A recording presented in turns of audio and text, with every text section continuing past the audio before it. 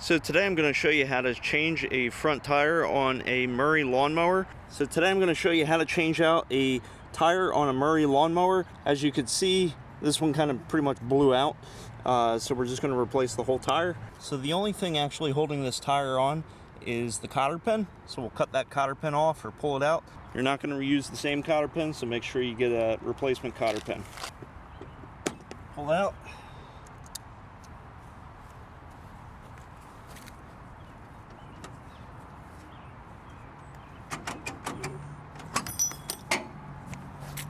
Keep the washer. Put the tire on. Put your washer back on.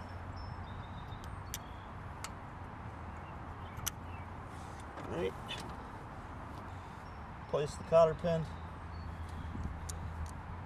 Bend it.